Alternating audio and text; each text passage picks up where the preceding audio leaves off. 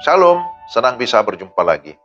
Kita akan mendengarkan firman Tuhan dan kita siapkan hati kita berdoa. Tuhan, terima kasih untuk kesempatan ini. Kami rindu mendengarkan firman-Mu. Kami mohon pimpinan Roh Kudus yang memberikan kami hikmat dan pengertian sehingga kami dapat mengerti firman-Mu dengan baik. Dalam nama Tuhan Yesus. Amin. Kita membaca firman Tuhan dari kitab Ester 4 ayat 14. Sebab sekalipun engkau pada saat ini berdiam diri saja, bagi orang Yahudi akan timbul juga pertolongan dan kelepasan dari pihak lain, dan engkau dengan kaum keluargamu akan binasa. Siapa tahu, mungkin justru untuk saat yang seperti ini, engkau beroleh kedudukan sebagai ratu. Demikian firman Tuhan. Tema kita, Tuhan tetap memelihara umatnya. Saudara-saudara yang dikasihi Tuhan, di dalam Alkitab hanya kitab Ester dan Rut yang diberi judul menurut nama perempuan. Rut adalah seorang bukan Yahudi yang menikah dengan orang Yahudi. Sementara Ester adalah orang Yahudi yang menikah dengan orang bukan Yahudi. Kedua-duanya memiliki iman dan keberanian. Tuhan pakai mereka untuk menjadi alat misinya untuk menyelamatkan bangsa Yahudi. Menarik untuk kita perhatikan. Rut melalui kelahiran putranya bernama Obed, dan Ester melalui kematian seorang musuh bernama Haman, seorang pejabat atau pembesar di kerajaan Persia. Tuhan memakai mereka untuk menggenapi janjinya. Tentang penulis kitab Ester tidak diketahui secara persis. Kitab Ester merupakan sebuah kitab sejarah. Kitab Ester mencatat sejarah Yahudi di tengah-tengah kerajaan Persia yang dipimpin oleh Raja Ahasiweros. Pada masa pemerintahannya, Ester terpilih menjadi ratu menggantikan Ratu Wasti. Sekalipun kitab Ester disebut sebagai kitab sejarah, namun dalam kitab ini termuat jelas adanya peperangan rohani antara keturunan ular dan keturunan perempuan. Haman orang Agag adalah alat di tangan iblis untuk memusnahkan keturunan perempuan, supaya Mesias tidak dapat dilahirkan oleh bangsa Yahudi.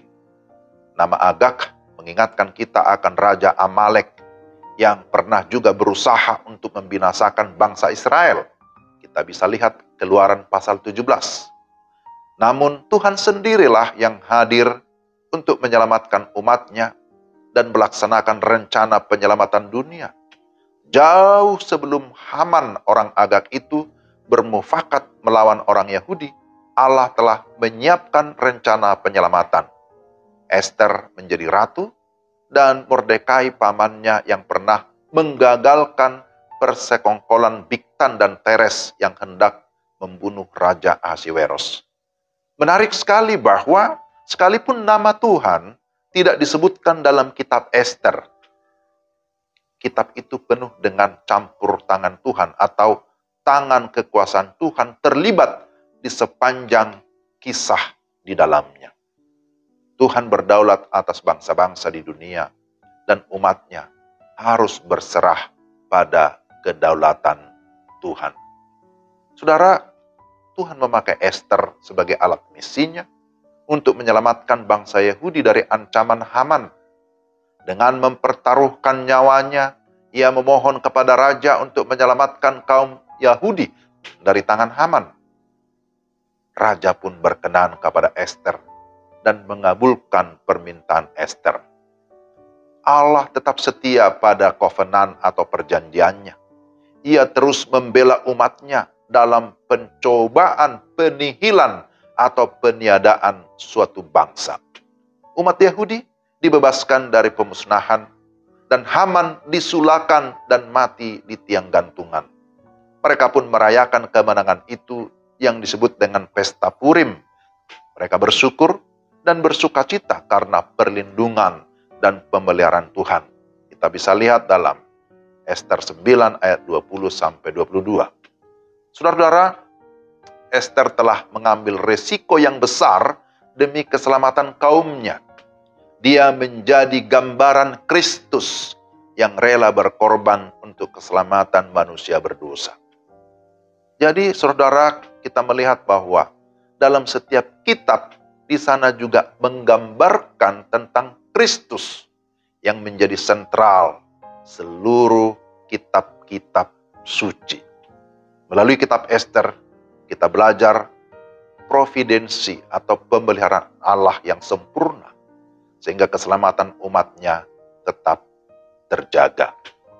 Jadi saudara, mari kita tetap percaya bahwa Allah kita adalah Allah yang hidup, Dia adalah Allah yang maha hadir, Dia tetap memelihara umatnya, sekalipun dalam keadaan yang begitu sulit, dalam tekanan, bahkan dalam penderitaan, di sana tetap ada providensi Allah. Mari kita berdoa. Tuhan, terima kasih untuk firman-Mu yang meneguhkan iman kami. Kami percaya bahwa tidak ada kuasa-kuasa di dalam dunia ini yang bisa menghalangi pekerjaan Allah. Kami percaya bahwa penyertaan Tuhan itu ajaib, sempurna bagi kami. Tolonglah kami supaya kami sungguh-sungguh percaya dan mempercayakan hidup kami kepada kedaulatan Allah yang hidup. Dalam nama Tuhan Yesus kami berdoa dan kami mengucap syukur. Amin. Demikianlah renungan kita hari ini. Tuhan memberkati saudara sekalian.